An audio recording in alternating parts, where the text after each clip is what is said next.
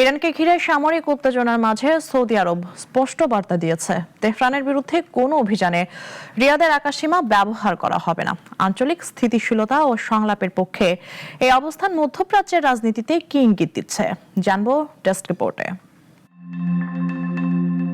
ইরানকে ঘিরে মধ্যপ্রাচ্যে যখন সামরিক উত্তেজনা বাড়ছে, ঠিক তখনই স্পষ্ট অবস্থান জানালো সৌদি আরব। দেশটির যুবরাজ ও কার্যত শাসক মোহাম্মদ বিন সালমান ইরানের প্রেসিডেন্ট মাসুদ পেজেশকিয়ানকে জানিয়েছেন, তেহরানের বিরুদ্ধে কোনো সামরিক অভিযানে সৌদি আকাশসীমা কিংবা ভূখণ্ড ব্যবহার করতে দেয়া হবে না।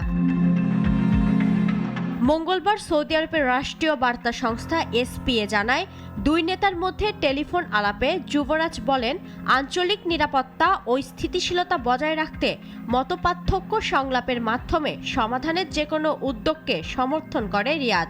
তার ভাষায়, যুদ্ধ নয়, আলোচনায় এই অঞ্চলের ভবিষ্যতের জন্য সবচেয়ে কার্যকর পথ। এর আগে ইরানের গণমাধ্যম জানায়, প্রেসিডেন্ট পেজেশকিয়ানও একই সুরে কথা বলেন। তিনি জানান, আন্তর্জাতিক আইনের কাঠামোর মধ্য থেকে যুদ্ধ এড়াতে সহায়ক যে কোনো প্রক্রিয়াকে তেহরান স্বাগত জানায়। সৌদি আরবের এই অবস্থানের আগে সংযুক্ত আরব আমিরাতও একই ধরনের ঘোষণা দেয়। আবুধাবি স্পষ্ট করে জানিয়েছে, ইরানের বিরুদ্ধে কোনো সামরিক পদক্ষেপে তাদের আকাশসীমা বা জলসীমা ব্যবহার করতে দেয়া হবে না। এই কূটনৈতিক তৎপরতার পেছনে রয়েছে যুক্তরাষ্ট্রের সামরিক বক্তব্য ও সামরিক প্রস্তুতি। গত সপ্তাহে মার্কিন প্রেসিডেন্ট ডোনাল্ড ট্রাম্প দাবি করেন, একটি আর্মাডা ইরানের দিকে অগ্রসর হয়েছে, যদিও তিনি আশা প্রকাশ করেন সেটি ব্যবহার করতে হবে না।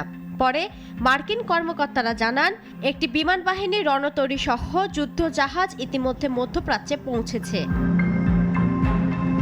এদিকে ইরানের সাম্প্রতিক বিক্ষোভ দমন নিয়ে মানবাধিকার সংস্থাগুলোর দাবি, নিরাপত্তা বাহিনীর অভিযানে হাজারো মানুষ নিহত হয়েছে।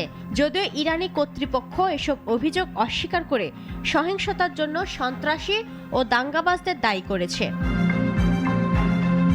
সব মিলিয়ে মধ্যপ্রাচ্যে উত্তেজনার মাঝেই সৌদি আরব ও উপসাগরীয় দেশগুলো এই অবস্থান নতুন কূটনৈতিক সমীকরণের ইঙ্গিত দিচ্ছে।